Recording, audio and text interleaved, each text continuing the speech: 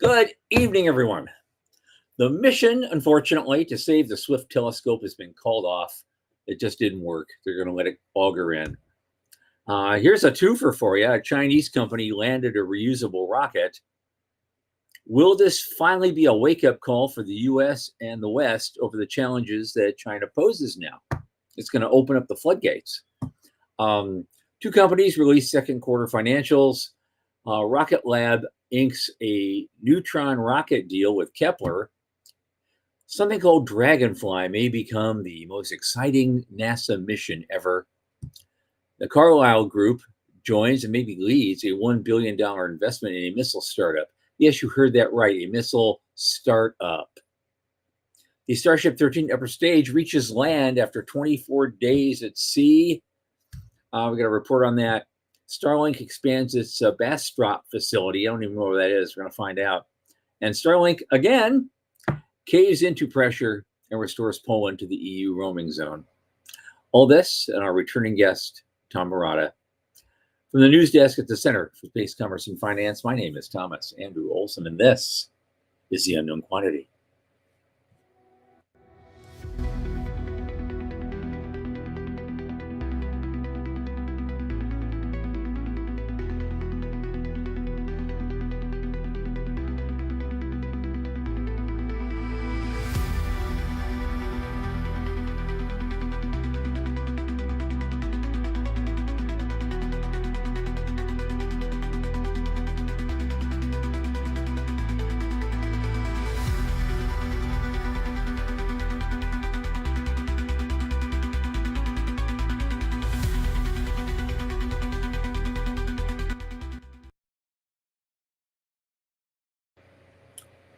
As you know, this program is brought to you by the Center for Space Commerce and Finance.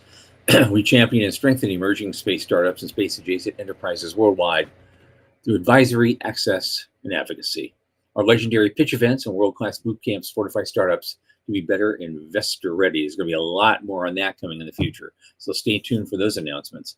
In addition, this podcast, which has become kind of a crown jewel of our activities, is largely supported by our listeners and fans like you. So just go to cscf.space/support. Click that Plain as Day donate button.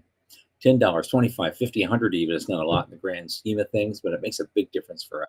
And in the U.S., it's tax deductible. And to sweeten the deal, you're going to love this. We have a special offer coming up this week and in future weeks. Donors are going to receive a free special report in their inboxes that we just published today on the first 25 years of new space and how we went from nothing to a $700 billion industry in the space of a single generation. It's an amazing story, inspiring material. You're going to want this. So throw something in the tip jar and you get one in your inbox. It's as simple as that. Thanks in advance. Don't forget to like, subscribe, and tell your friends. Speaking of friends, my longest space friend, Michael Lane, who just finished harvesting his lotus flowers, is here with us. Come on in. Namaste. Namaste. You must smell really strange now, too, having those flowers. Oh, stuff all over that pollen. How are you? I'm okay. Yeah, we published a pamphlet today. We published a special report. It's a big deal. And it is a big deal. And I think it's going to turn to something bigger, honestly. But I'm not going to announce that part yet because I have no idea what it's going to be or when. But this thing is really, really cool as a standalone project. And with the help of a lot of people, especially Sean, and some great technology, we got this thing done in about 36 hours. Right. Yeah. No, it's remarkable. It is. I'm gonna put it up on screen for a second longer because I want to point out some stuff. But it is. Well, maybe I'm not. Maybe I'm not. Am I? I am. You're not. Okay, there it is. So 0 to 1, right? Like, let's just let that sink in for a second. This $10 million prize really started with Diamandis and crew standing up on a stage at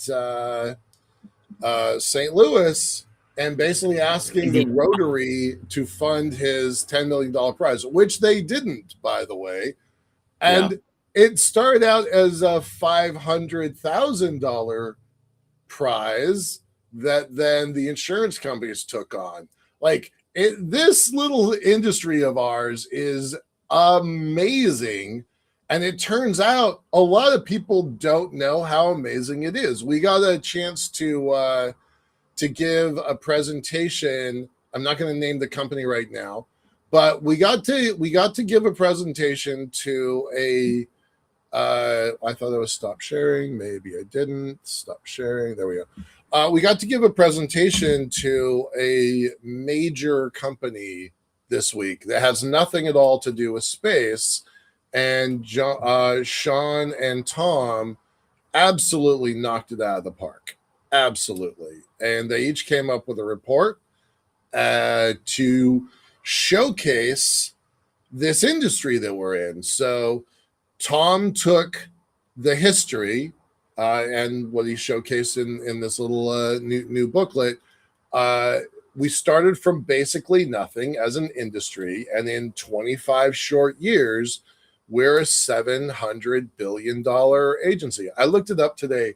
That is equal, it's about 10% bigger than the state of Arizona's gross domestic product, and it's about 10% bigger than Austria's gross domestic. I mean, we have gone from nothing to something pretty dang fast. So hats off to Tom for putting together the historic perspective, and hats off to Sean for describing the future, right? Where are we now? And then where do we get to 10 years more from now? So now, great job, both of you. I just want to say thanks to both of y'all. I think you guys will love it too. A little in the tip jar, you get it. So thanks for that in advance. But before we start, I mean, I want to say hello, everybody. Veronica's here. We missed you too. Morty's back. So Morty's back. I guess so. He's Mr. Married Man now. Congratulations, good for you. I want to say Joe Luttrell though, because he mentioned, maybe it was after the show, he talked about he was saying there's no killer app for space. Mm-hmm. Okay, so Sean and I talked about this too. And my opinion is there are actually multiple killer apps, and we already are working in one right now, and we've had it since 1999. It's called the CubeSat. Mm-hmm. And given what you read in the book, you'll understand why. It's opened up the floodgates to everything. I really got this industry kickstarted. So we already have a killer app. It's the CubeSat, invented before the term new space was invented, even. So there you go. I think there will be multiple killer apps as time goes by and we develop certain different capabilities. As we go on and build the industry more and we get more to the moon, we start developing things. I think there are going to be multiple killer apps that are just going to keep that growth flowing. And we'll just kind of slowly transition from one to the next and the next to the next. And you may not even notice it. So if I'm still around in 25 years to write a follow-up, we'll see what's going on. I would love to see this as a year-by-year breakdown, because I think there's so much going on. There is. And it's all open. It's all a possibility. We're opening up floodgates of our own right now. So there you go. Okay, to the news. Doug's back too. We haven't seen Doug in a while too. It's old home week. Thanks, y'all. All right, let's get to it. We got a lot to do tonight. Yep, and we're getting better at doing it quickly. And this one's really short. After all the back and forth and all the reports we've done about the mission to save the Swift Space Telescope, they're officially calling it quits. They said we can't make the rescue ship work, and so we're just gonna let it go. Yeah, that's a drag. Thanks for trying, guys. Catalyst did the best they could. It was a rushed mission. They talked about it even before they launched. It was a rushed mission. When you consider the scope of it, it was only roughly $30 million for a spacecraft that's been operational for 20 years. It was a good gamble. It was a good. It didn't work, but it was a good gamble. So I hope that NASA does things like that, fast tracks things to take a little bit of risk. And even if it didn't work, it was a really strong technology demonstrator. So pretty good, pretty cool. Next up, this is kind of a back-to-back twofer. The floodgates are open because another Chinese private company, by the way, landed a reusable rocket. And so we're getting some competition. It's a big deal. It's vaguely important. And that brings up the topic because somebody else at the same day at Ars Technica said, look, the United States needs to wake up to the threat from China's space program. Yep. And the big question they asked in their article was, will China assert territorial rights where its rover explores?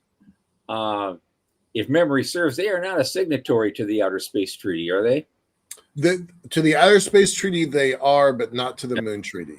Right. Well, no one signed the Moon Treaty except by 9 countries, and 2 of them were trying to get out of it. Yeah. And that makes sense. So, but they may just say, you know what? We just don't want to do that anymore. Because we did that under, I think it was George W. Yeah. He just dumped the ABM treaty with Russia. Said, no, we're not going to do that anymore. Yep. I mean, but never mind. I'm just gonna do this little video here. I know it's super small. You can find it online, but a couple weeks ago they caught a different company. That's important to note. A different company caught it in a net, and we reported on that. Oh yeah. But this is what Blue did, what SpaceX did. Yes, this looks like a Falcon 9 landing. Right. Yeah. I wonder where they got that ability. I wonder where they got the idea to do it. Right. Yeah. But I mean, okay.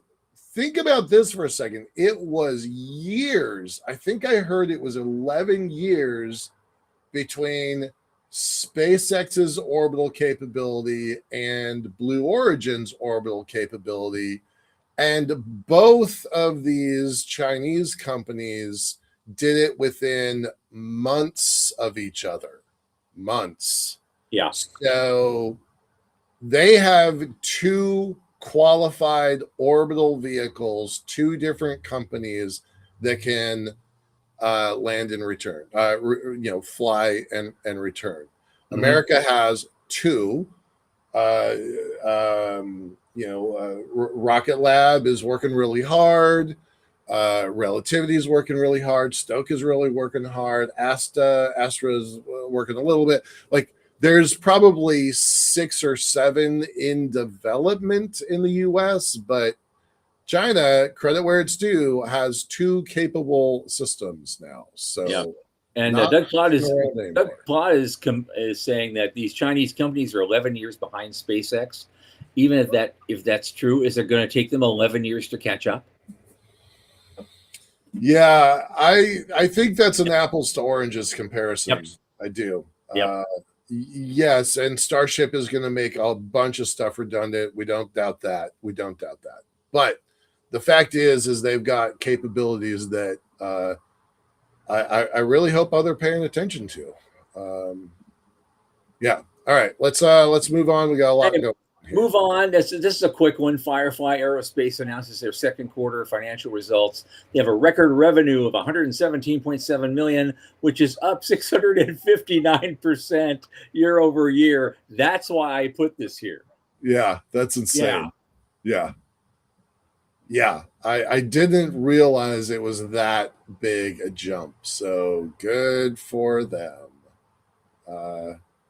This industry group that we were talking to yesterday and earlier in the week, they're trying to understand how big is the market and what the future looks like. And they're trying to understand, just around the perspective of an elevator on the moon. I'm like, no, that's the wrong thing. Like, if you do the things that you're talking about, the elevator becomes a footnote in the industry. Yeah. Because there's so much other revenue that you're going to capture.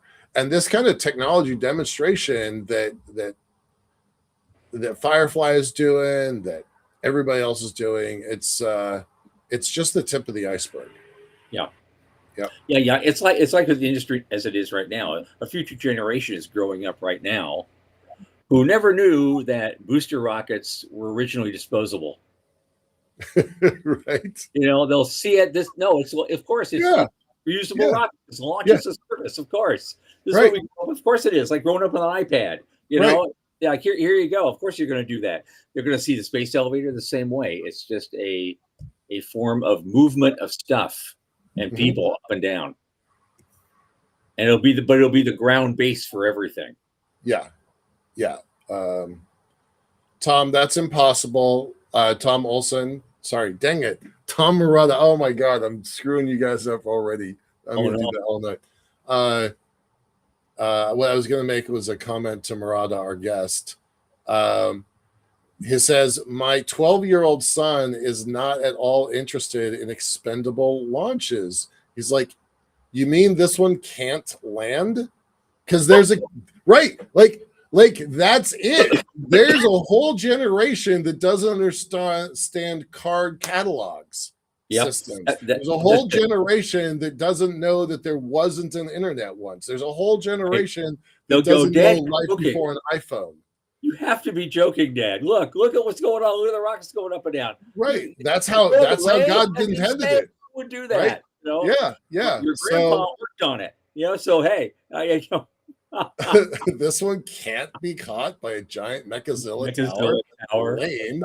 Absolutely. Okay. So here we are. We're building the future. All right, let's keep going. Next big one, Intuitive Machines. They have a second quarter results.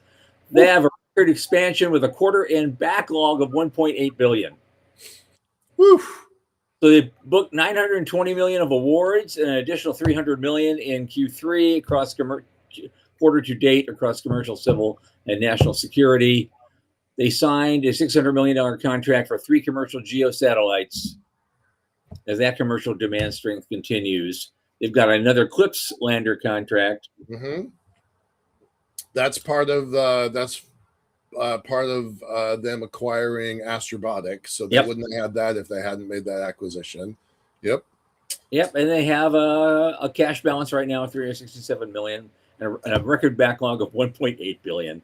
This is the number I'm paying attention to: $206 million in quarterly revenues. Yep.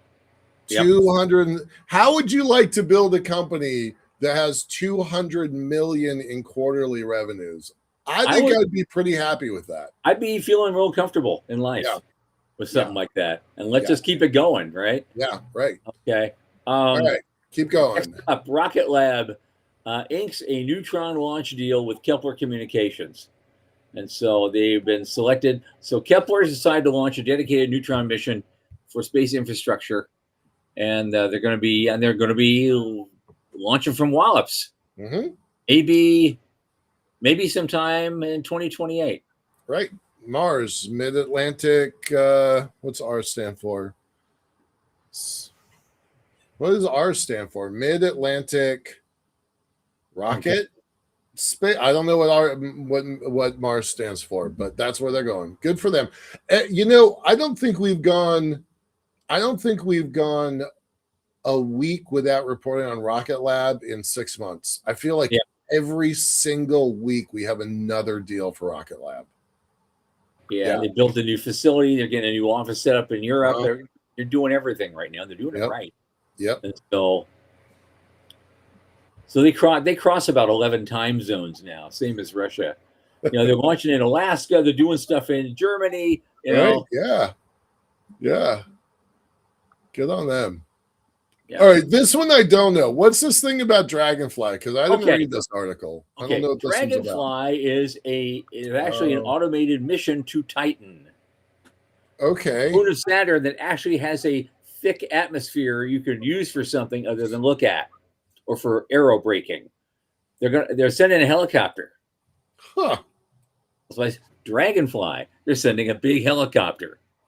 And that's going to do crap tons of exploration and data gathering like we could never do before. I dig that. I'm not going to say it's the most exciting thing NASA's ever done, but it's cool. All right, good. Most exciting mission this century is taking shape. I don't think I agree with that sentence, but I think it's a cool mission. So, Well, I mean, it's going to launch this thing. It's going to be buzzing around in the atmosphere, but they're also they're not searching. It says it's not. They're not searching for signs of life, but prebiotic chemical processes. They're actually common on both Titan and Earth. Chemistry that predates biology on Earth. So we could learn a lot about how things developed on our own planet under the right conditions by just studying that chemistry. Apparently, it's more common than we think. So that makes it important, I think. it is. It is. It is. I wish that NASA would just one day decide they wanted to look for life, because I think they always shy away from it instead of directly look for it. But I love it. Let's move on. We got other stuff to talk about here. Absolutely, absolutely. Here we go. Yeah, we got a few minutes. Okay. This is just a real quick one. Again, the Carlyle Group joined a $1 billion investment round in a missile startup called Castellium. That's insane. Yeah, it was the word startup that caught me. Startup at $1 billion from Carlyle Group, probably the leader on that one. But yeah, also has J.P. Morgan Chase and Andreessen Horowitz. A lot of biggies. And they're making a Blackbeard hypersonic missile. Do you remember the days when we would ridicule people? They would come in with a PowerPoint that says, if you give me $1 billion, I can do blah, blah, blah. And we're like, that's insane. Stop doing that. Focus on what you can accomplish. Bring it down smaller. Develop a minimum viable product. And now people are going out and getting funding. I mean, look at our guy from StarCloud with his $400 million and 88,000 paper satellites, right? Like, it's insane. I mean, it's the thing that makes me think I can build an elevator on the moon now, because people are writing checks like that. So I know, and you only needed 350 million. Right. Like, I'm a bargain compared to that. The day. Yeah. Yeah. Let's think of SpaceX itself. Yeah. When Tesla went public, its value was set at about 1.7 billion. Wow, I don't remember that. Okay. Yeah, and then now we go to the SpaceX IPO. They've added 3 zeros. Right. Insane. All right, moving on. So that's good. $1 billion for a startup. Okay. All right. Okay, so I got a picture here of basically it looks like a mechanical beached whale. It's I guess they tugged 24 days at sea through the Indian Ocean. They finally tugged Starship into port. Where'd they land? Somewhere in Australia, I think they finally landed. So getting it back in one piece was amazing. Yep. To Christmas Island. Says a lot for what they did. I want to ask Tom, our resident space at sea guy, what he thinks about that little maneuver, because that seemed really complicated. Yeah. All right. What else on SpaceX? We got another one. Yeah, so I think we're on the. Are we on the last one? Maybe we're not. Yeah, 2 of them. Yeah. No, we got 2 more to go, and they're quick. So they have they're doing a $7 million expansion at their Bastrop site. I was going to look at it, so I forgot where is Bastrop? Their Bastrop plant, Texas. It's in Texas. Okay, never mind. But they're doing renovations to everything, and I guess they're going to expand their facility and their ability to do stuff. So cool. Okay, and then just kind of the funny one of the day at the end. I guess after a lot of bitching and moaning by Poland and maybe other European countries, broke down and Starlink restored Poland to European roaming zone. I'm sure that was due to our reporting a couple weeks ago. I'm sure that we were the catalyst. I know. I'm sure it is. Yeah. We never get the credit for it, but I'm sure people are watching this show. It's just they don't talk about it. There's guys at DARPA, guys that look at it and they're typing a little. I've seriously thought that because we'll report on something on Thursday night and Friday morning it'll be news at at Payload. Yeah, they will report on things that we have said here the night before. Well, Sean says he's only it's tongue in cheek, but he might have a point. They hate us for being right. Right. All right, let's bring on Marrotta. What's going on? Okay. All right. Our guest tonight is Thomas Marrotta. He is the founder and CEO of the Spaceport Company. He's returning to the program to talk about what he's doing in the world of making spaceports. Fun and profit. Hey, everybody. Hey, man. Hey, how's things? Great. Yeah. Good. Every time I see you with your mustache, I am surprised. Every time. I don't know why. I'm glad it's memorable. I'm just enjoying the backstage chat. I think Sean is doing a great job back there, keeping herding your cats. Wait. I cannot hear you very well. Can you move a little closer to your speak? I can hear you fine, but it's Can you hear me now? A little bit muffled, man. All right. Don't worry about it. Tom can hear you. It's coming through on the mic. Figure it out. All right. I like the little handlebar 19th century thing you got going. It's I can never grow that. So, yeah. Well, I mean, I can't grow any hair, so I figured I'd grow some hair on my face. How about that? Why do you think I wear a hat? Yeah. And how are you? What's going on? I'm rocking the Spaceport Company 250th T-shirt. Right. Cool. See that? Nice. Anniversary. So we did some rocket launches in July. We did a campaign here in August. Wait.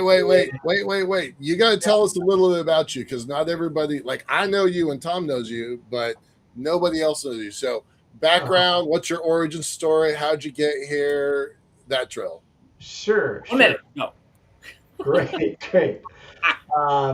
First of all, thanks for having me on again, guys. I always enjoy chatting with you. I'm sorry it's been so long. For those who don't know me, my name is Tom Marrotta, CEO and founder of the Spaceport Company. And what we do, very simply, is we launch rockets from ships at sea. We're creating and operating unique infrastructure solutions for the aerospace industry. My background, very briefly, a pretty eclectic background, trained as a city planner. My first job out of college was with a startup company called the Liftport Group, which a lot of people might know of, and went on to become a city planner. Like I said, I was a foreign service officer, served overseas in Europe and Africa and Iraq, transitioned my federal service over to the FAA. So for 5 years, I worked in the FAA's rocket office and saw the industry grow. SpaceX, Blue Origin, Rocket Lab, all the names that you've been discussing in the news here, helped see them grow. And then for about a year, I worked at Astra, lived the pain of trying to find cost-effective and reliable and predictable launch pad access, and thought, gosh, somebody needs to address this demand-supply imbalance between, increasing demand for launch ranges and test ranges and the lack of supply. So started the Spaceport Company in 2022. The orbital launch industry was a very different place in 2022 than it is today. Essentially, SpaceX has consolidated a lot of its hold over the industry. And so we pivoted from focusing on orbital launch to missile testing, drone testing, weapons development. The reason Castellion raised $1 billion is because they have $500 million in DO Department of War contracts. There is a lot of weapons development happening in the United States right now because the world is a very unstable place, unfortunately. Every missile needs a new test range. Building new test ranges is essentially impossible, just like it's very hard to build a new Cape Canaveral. So we own and operate America's only commercial launch pad ship. We operate missile test ranges at sea in both the Gulf of America and now the Atlantic Ocean. We've done 10 missile launch campaigns at sea. We have multiple contracts from both the government and commercial entities like Lockheed Martin, Crossbow, and others. And we do have assets available for orbital launch. We have marine assets available for that right now. And so if any small launch providers are out there looking for additional launch pads or their first launch pad, I would love to hear from you. Right on. I have a news story that I'm not sure that you mentioned that I would love to talk about. Okay. I just got an email from Ars Technica. The title was "Satellite Industry in Launch Crisis." Apparently, it is becoming very hard, if not impossible, to book a Falcon 9 after 2028. Yep. When did we cover that? This last Monday. We covered it on Monday. Last Monday. Yeah. No, we're very aware of that. They're freaking out, man. They're completely freaking. Is that accurate? Is it? It is absolutely. It kind of feels like many in the satellite industry just don't have a ride to space after 2028. They don't. It's a real problem, and it's worse because a couple months ago, Blue Origin, who would have naturally filled that void, they cut that program. And so all of a sudden, if you take Falcon 9 out of the equation and don't have a replacement with Starship, you're left with second and third tier rocketry, which puts us right back to 2005.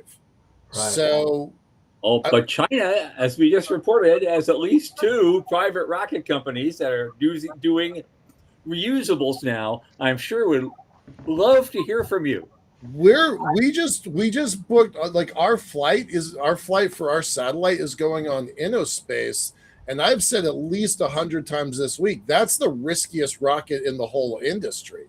Right? I don't mean to be the bearer of bad news, but they just crashed a rocket earlier today or yesterday. I know. Riskiest rocket in the industry. You should ask for a discount, Michael. We were supposed to fly in November, and God knows when we're going to fly now. You know what? Back in the day, almost every Atlas rocket that was built blew up until John Glenn sat on it. Yeah. Then they didn't dare.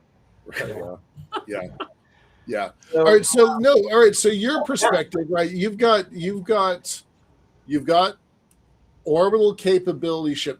Describe your ship, because I haven't seen like a life-size picture of it. So right. So we have multiple marine assets now. Since the last time we came on, we've tested what we call our tri-sub. It is a semi-submersible proprietary platform. It's basically a very small floating oil rig.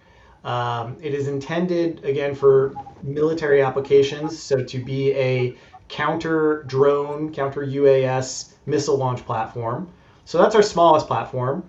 And then the next largest platform up from that is our ship. It's a former Navy ship. It's 180 foot long by 40 foot. And so we've done some larger missile tests for customers and IRAD from that. But you couldn't launch an orbital rocket from either of these platforms. They're just too small. Yeah. And the ship it has to remain crewed during operations due to Coast Guard regulations.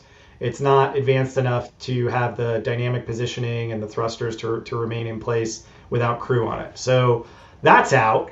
But we do have access to larger, they're called lift boats or jacked up platforms, where it's a barge.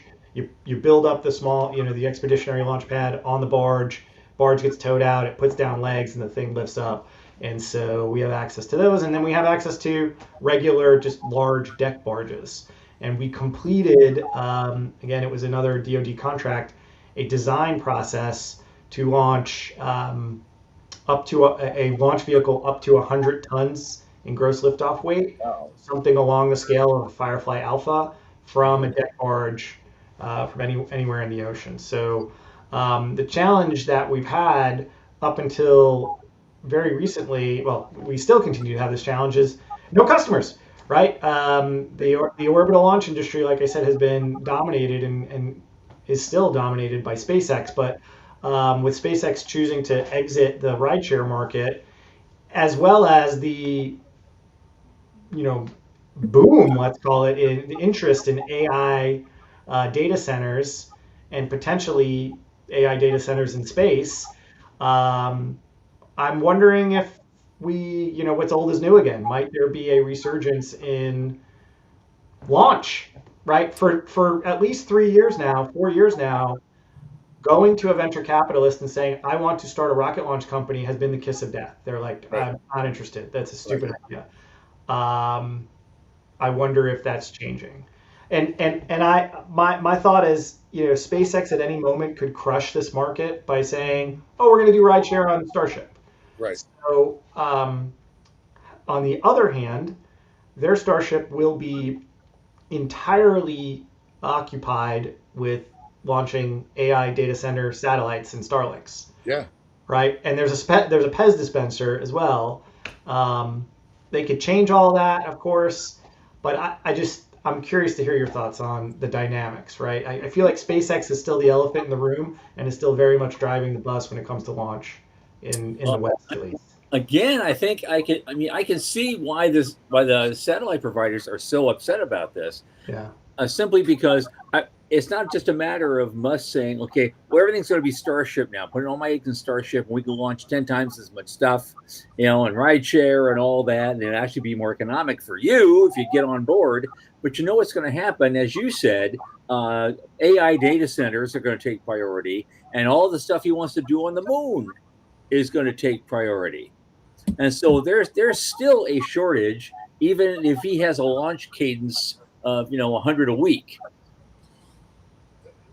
Beanhoff just posted something. I read about it earlier today. It's really important. I'm going to put his post up here.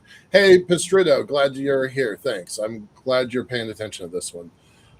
This is from Dallas. There have now been 2 companies that have bought a whole SpaceX launch and are offering availability to other companies, right? So this is almost a back door to a ride share.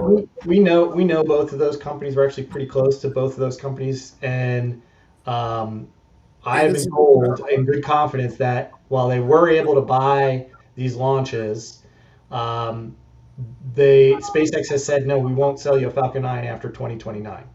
Yep. They've asked for, can we buy multiple entire Falcon 9s, every 2 years or every 18 months, and SpaceX has just said no. They're burning the ships. They're going straight to Starship. There is a whole industry right now that's feeling like bait and switched, right? A whole industry. Well, there's just a lack of competition is what it is. It's been the same story for 5 years. We've been talking about this as a monopoly environment, and that we're kind of held hostage by a very mercurial leader of a. And I don't begrudge Elon Musk. No. But this is an opportunity, right? This is a great opportunity. I've been saying for a while we need more rocket companies. You just talked about all these companies that are raising hundreds of millions, billions of dollars. Maybe it's time for some of that to go into launch. I think that people really are beginning to understand that spaceports writ large is the gating factor. It's not about technology anymore, and it's not about money anymore necessarily. But if you don't have a place that you can actually go from, they're not making any more Cape Canaveral. There's no more room there. There's no more, we kind of pivoted from launch to launch sites, and right. I like that. I appreciate that. But a launch site needs rockets, right? So, but you're spot on. part of the reason we're seeing so much demand for our services is because, they're not building any more Cape Canaverals, but they're also not building any more White Sand Missile Ranges or China Lake, Right. sea test ranges. These are kind of exquisite facilities, and it's very challenging to take away someone's beach or someone's seaside access to Right. build a military test range today, or even a commercial spaceport. Yeah. So. Yeah, Joe. We talked about the two China companies earlier in the show during our news segment. Tom, Olson. Go. Yeah, here's the thing. Just I think it was only a couple of years ago. Space Fund, they have this ongoing list they have on their website of all the different companies and new space companies and what they do, and how many are out there. Startups, mostly in the startup world. And at the time, they said there were 112 companies involved in launch. And so, from what I'm hearing from you guys, I guess 100 of those companies don't matter, and they're not doing squat. Right, most of them are gone. I wouldn't say that. I mean, building a launch company is extremely capital intensive. Yep. And for many years, there was not the SpaceX was suppressing competition. They were being good capitalists. Again, don't begrudge them for that. There was no financial incentive for investors to put money into a launch company when SpaceX could just launch, at below cost in some instances, or at cost. And Rocket Lab figured this out by finding a niche and being reliable, but their timing was exquisite. And Rocket Lab, I would argue, was no longer a launch company. They're a components company that just has a launch, a vertically integrated launch service inside of the company. Just like SpaceX is not really a launch company. They're not even anymore a satellite internet company. They're an AI company. If you look at their So, we said that a while ago. I'm going to challenge you. I think you should tackle point to point as a real thing. Say, here's our pitch deck. We're going to do point to point from Seattle to San Francisco, and I think that is a market. I'm just going to put that out there and do that. But we need a rocket. We are not in the rocket business. We are selling the shuttles. We are selling the spaceports, and so we have the assets to support that for a relatively small rocket. Something Electron sized or Astra sized. Yeah, I mean, if there was a rocket company out there, I'll give a shout out to Bill Bruner and New Frontier Aerospace. Right, they have a vertical takeoff and landing rocket plane. It's essentially perfect application for what you're describing. And he has been a big believer in the spaceport company for years, and we are a big believer in his company because it's the perfect complement. It would be exactly that. And so we up until I think today, up until very recently, it's been a very capital constrained environment for launch. But I'm hopeful that that's changing with everything we've been discussing. I'm going to do a shout out to Pastrudo here. Joe, did you hear what Tom just said? Because I really hope you were paying attention to that part. All right. So tell us about Expo. Expo. What are they called? Crossbow. They pronounce the name of their company Crossbow. Yeah. Crossbow. Okay. So they just got a big pile of money. Also, does any of that flow your direction? Well, they bought our services, so it's always great when you have a product or a service and sell it for more than it costs for you to make, and so that's what we're in the business of doing, right? They are developing a missile, a counter-drone missile called Buckler. Currently, when in places like the Strait of Hormuz. We're using $3 million Patriot missiles to shoot down $50,000 drones. And the Patriot system is exquisite. It's great. It works excellent.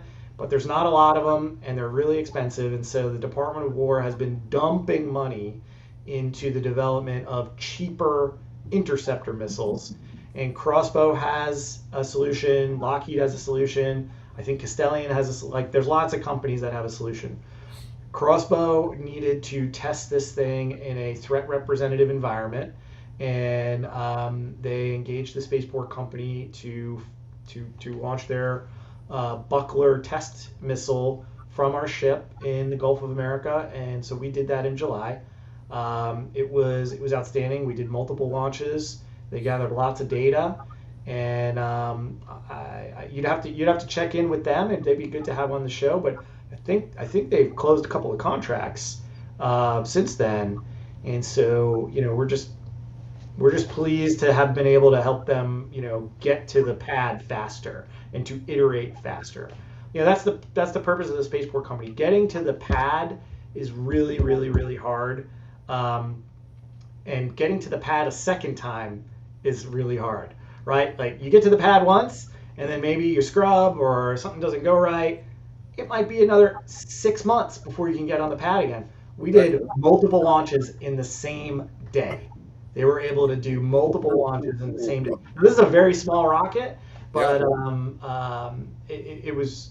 I was very happy that we were able to give them that opportunity to gather data. They were great to work with, but they're not the only company we're working with. We're happy. We did some work with Lockheed last year as well. They were great to work with.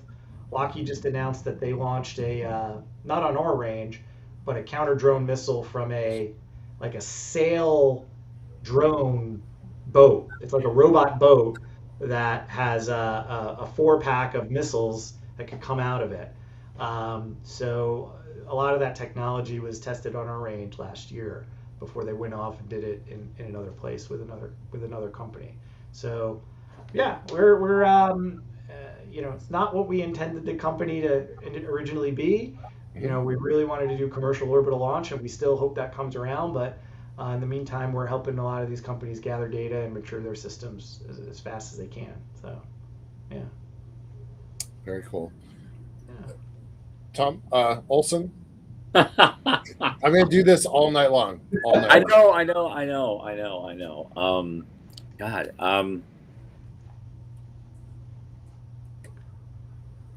I have something if you don't. I thought you did. Yeah, I was just kind of cycling the numbers in my head and going, okay, where are they coming from? So you're doing work for customers right now, but you're not launching anything yet. You're trying to make a deal on a boat.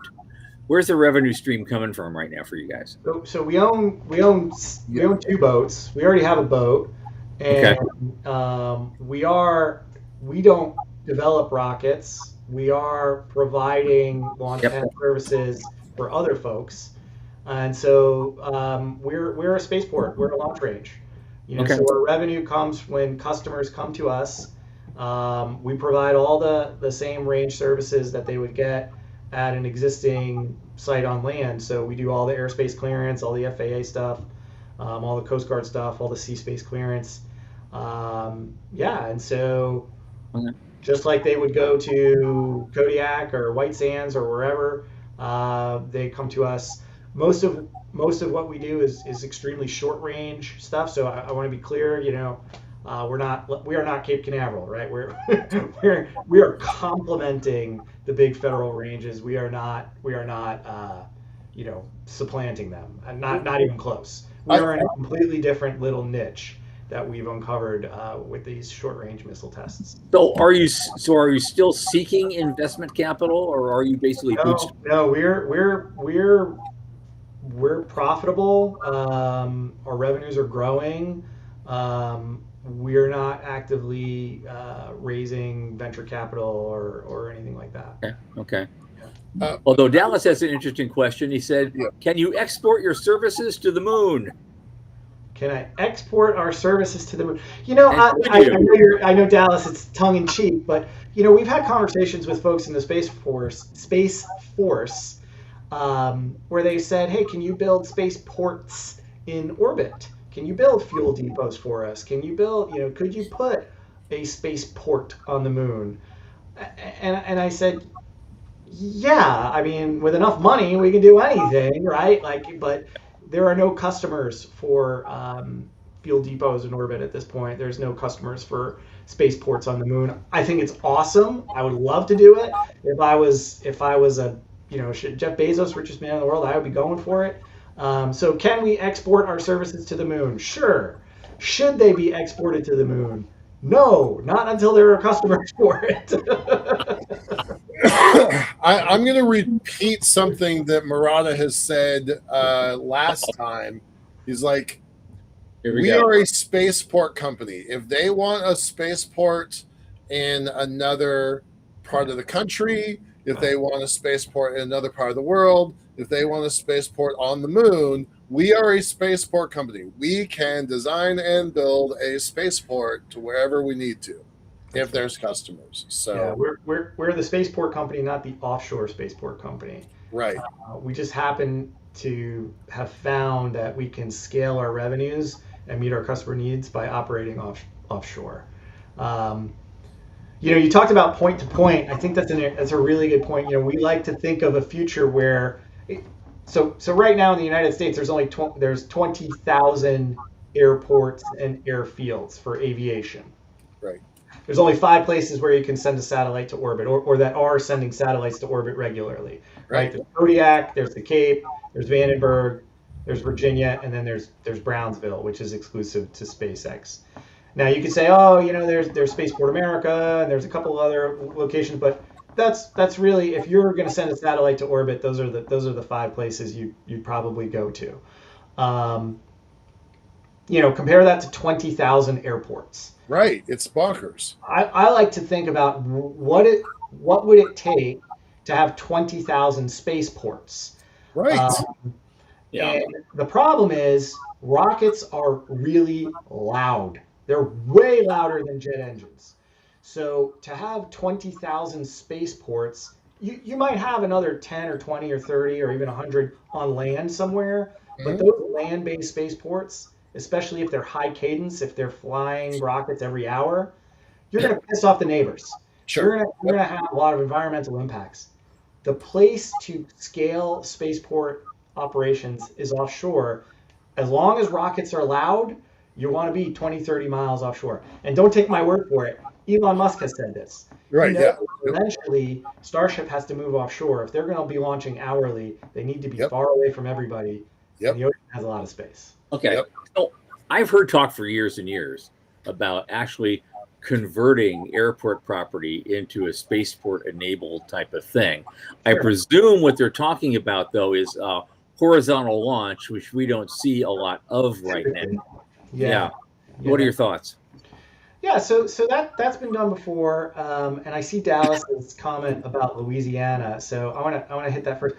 I'd be curious to see what happens in Louisiana, Dallas. I think he's referring to SpaceX's rumors, almost confirmed plans. The governor of Louisiana is going to make some big announcement about SpaceX next Tuesday.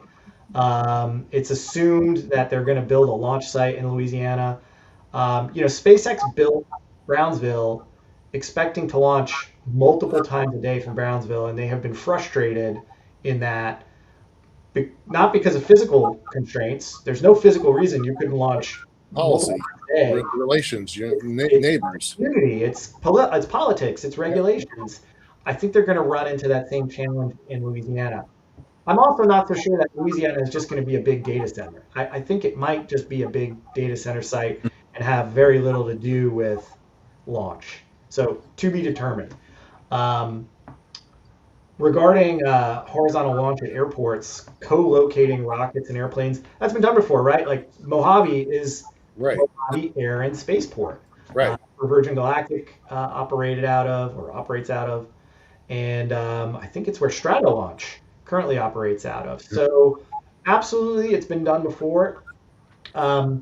Historically, horizontal takeoff spacecraft have just not been as cost effective as just conventional vertical launched rockets, because the cost of maintaining that airframe is really, really expensive. It has to fly almost every day, and there just hasn't been the cadence yet to justify the maintenance expenses. Pistruto learned that the hard way.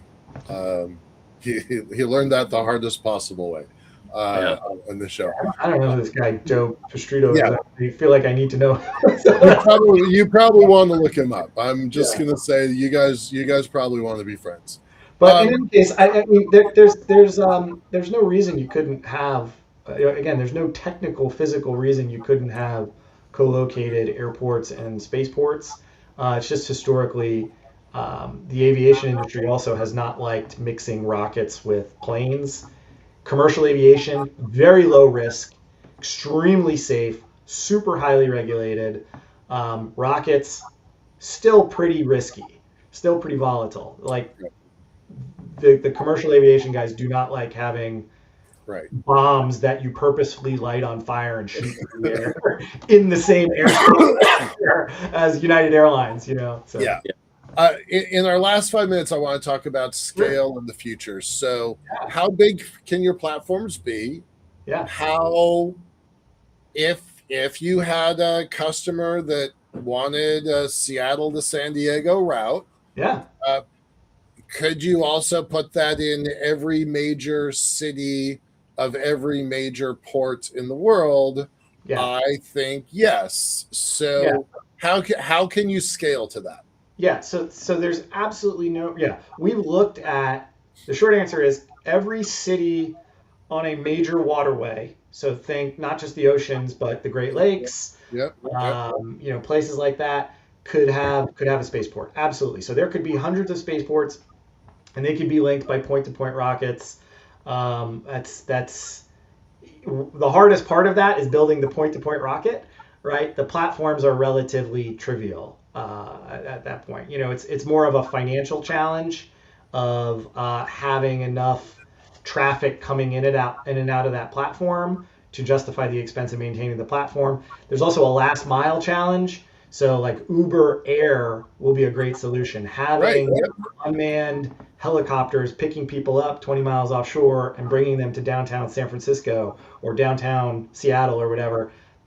That's a lot better than a ferry that might take 2 or 3 hours. But you think about when I go to the airport here in DC, it might take 2 hours for me to get to the airport. So a 2-hour ferry ride, okay, maybe it's not so bad. But Uber Air and unmanned kind of drones in the future will fix that. So yeah, totally feasible. How big a platform can we get? We know how to build platforms big enough to serve Starship. We have people on our team who worked on the oil rigs project before we started the spaceport company. We're in conversations with the Space Force about those concepts. Extremely highly capital intensive. What range is that? Is that 100 million? Is that $1 billion? Is that 100 billion? So SpaceX wants to have a boat that floats that can drive around the whole ocean, launching and catching starships. That's probably on the scale of $10 billion. We're looking at like building an aircraft carrier, something larger than that. Okay. We think there are other ways to do it that are not mobile, that are fixed, that look more like an oil rig that's attached to the seabed, or something even simpler that could be 2 orders of magnitude cheaper, like much cheaper. But Elon wants what Elon gets, so that's why they haven't done the fixed platforms yet. They're hoping to figure out a way to have that mobile system come to fruition, is my understanding. Sean is saying take 2 aircraft carriers and switch them together as a catamaran. Marrotta, were you there at Liftport when we came up with that 3 ship plan? Yeah. I am 100% committed that is going to be what you guys ultimately build. So if you want those designs, let me know. All right. Operating ships is really, really expensive, and you need to have a lot of cadence to pay to maintain them. That's the trick. You need to have a lot of demand. So we got 1 minute. Tell us what 5 years from now looks like and 25 years from now. Go. Oh gosh. So 5 years from now, we'll have there'll be daily Starship launches. There'll be Stoke will be operating pretty regularly. You'll have 1 million satellites in orbit. Chinese space program will have collapsed. And 25 years from now, 25 years from now, gosh, I'll be retired in my O'Neill space colony at L5. Hey, Enjoying my, I don't know, whatever birthday I have at 25. 25. So, Right on. yeah. China collapses. That was unexpected. All right. Well, Thanks so much. I was gonna say, for me, if I'm still alive 25 years from now, I'll just be going up and down Michael's elevator as just a frequent guest because I won't have the mental capacity to know where I am anyway. But I'll be having fun. Drilling on the elevator buttons. Right on. And on that, Tom Marrotta, thank you for being with us. And we got to go because we have another appointment. And so on Monday, Janet Ivy Dusing, a longtime host of the popular series Janet's Planet, is going to be with us for the first time. I am very much looking forward to that. She's great. And I haven't talked to her in years. We will see you then, 8 p.m. Eastern, as always. For Michael Lane and Sean Key, I remain Thomas Andrew Olson. Keep watching the skies.